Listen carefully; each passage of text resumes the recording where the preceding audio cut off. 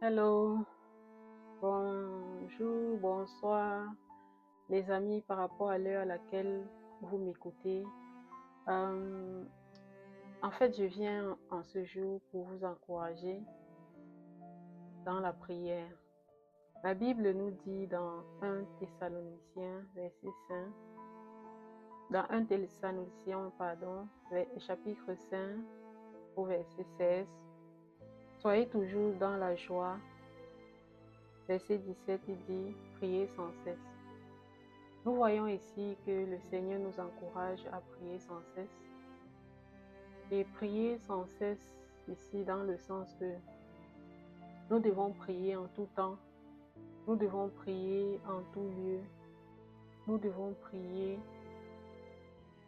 en toute saison, que ce soit dans les saisons où nous expérimentons de bonnes choses se passer dans nos vies, que ce soit dans les saisons où nous traversons des moments difficiles, que ce soit pendant que nous travaillons, que ce soit pendant que nous sommes au repos.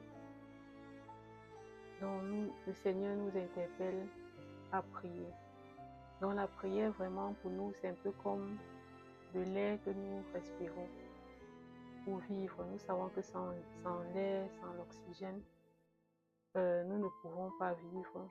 Ainsi aussi, la prière doit aussi être cet oxygène-là pour tout enfant de Dieu. Donc je veux t'encourager en ce jour, mon frère, ma soeur.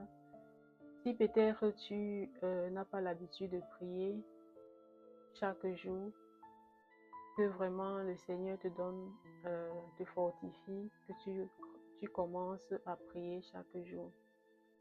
Si peut-être tu as eu l'habitude de prier dans le passé et que tu vis des situations tellement difficiles et que tu t'es découragé dans la prière, je viens aussi par ce message t'encourager à recommencer à prier. Parce que nous sommes en fait des êtres spirituels. Et les êtres spirituels, nous avons été créés à l'image et à la ressemblance de Dieu. En fait, Dieu est notre source. Sans Dieu, en fait, nous ne pouvons pas vivre. Cette communion avec Dieu, nous ne pouvons pas vivre. Peut-être nous pouvons respirer, marcher, mais nous respirons seulement, mais nous ne vivons pas. Pour vraiment vivre la vie que Dieu nous interpelle, nous appelle à vivre, nous avons besoin de la prière. Nous avons besoin de cette communion-là avec Dieu d'une manière constante chaque jour. Nous avons besoin d'être à la source. Donc, de la même manière que le poisson a besoin de l'eau pour vivre, nous avons aussi besoin de cette communion avec l'Esprit de Dieu chaque jour pour vivre. Donc, bien-aimé, reprends ta vie de prière. Il ne suffit pas, en fait, pour un début, ne te dis pas que non, je n'ai pas assez de temps, je suis tellement occupée, vraiment mon calendrier est chargé. Bien-aimé, dans le peu de temps que tu as, commence, même si ce n'est que... Bien-aimé, dans le peu de temps que tu as, commence à prier, même si ce n'est que 5 minutes. Le Seigneur, en fait, déjà, quand il voit ta volonté, en fait, il voit cette volonté, il voit cette soif, il voit ce désir, il va t'aider. Commence avec ces 5 minutes. Demande au Saint-Esprit de t'aider. Demande-lui, invoque-le, appelle-le. Il dit dans sa parole, invoque-moi, je te répondrai. Donc dans ces 5 minutes que tu as, invoque-le. Dis-le, Saint-Esprit, je t'en supplie.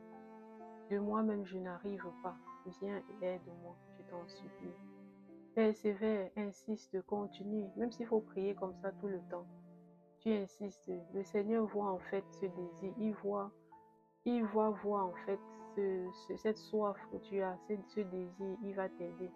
C'est ainsi qu'il va te fortifier. Peut-être plus tard, tu vas appliquer de 5 minutes à 10 minutes, ainsi de suite. Ne dis pas aussi que non, je ne sais pas quoi dire. Je ne sais pas quoi dire. Bien-aimé, tu as beaucoup de choses à dire. Tu as beaucoup de choses à dire. L'ennemi nous fait parfois croire que nous n'avons pas à dire. Nous avons tellement à dire. La preuve en est que parfois, même quand tu traverses des moments difficiles, il suffit que tu appelles ton ami ou bien quelqu'un qui t'aide de proche tu commences à lui raconter ce qui te dérange, tu lui racontes. En fait, c'est la même chose en fait. Ce que tu es en train de, ce temps-là que tu investis pour raconter à cet ami-là, c'est en fait la même chose que tu aurais pu aussi diriger ça envers Dieu. Parce qu'en fait, quand tu viens à Dieu, tu fais quoi? Tu lui ouvres ton cœur. Tu lui dis en fait te dérange, ce qui t'agace. Il dit, venez à moi, vous tous qui êtes fatigués et chargés, je vous donnerai du repos. Donc, c'est la même chose que tu pars chez ton ami, lui raconter tout ce qui te dérange, tout ce qui te... Mais la différence, c'est que ton ami ne peut pas te donner ce repos. Mais Dieu peut te donner ce repos. Donc, va plutôt vers Dieu. Oui, tu peux aller chez ton ami, mais n'oublie pas en fait cette personne-là qui peut plus te donner cette paix que tu recherches, qui te donner porter ce fardeau-là pour toi.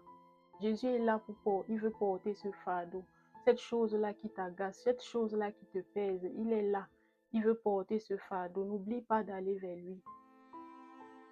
Amen. Donc j'espère que vraiment tu te sens encouragé, tu vas commencer et que vraiment le Seigneur te fortifie, que l'Esprit de Dieu voit tes petits efforts, que le Saint-Esprit te fortifie, que vraiment tu prennes cette décision que non, à partir d'aujourd'hui, je vais commencer, même si ce n'est que quelques minutes, je vais prendre ces minutes et d'une manière consistante, je vais le faire.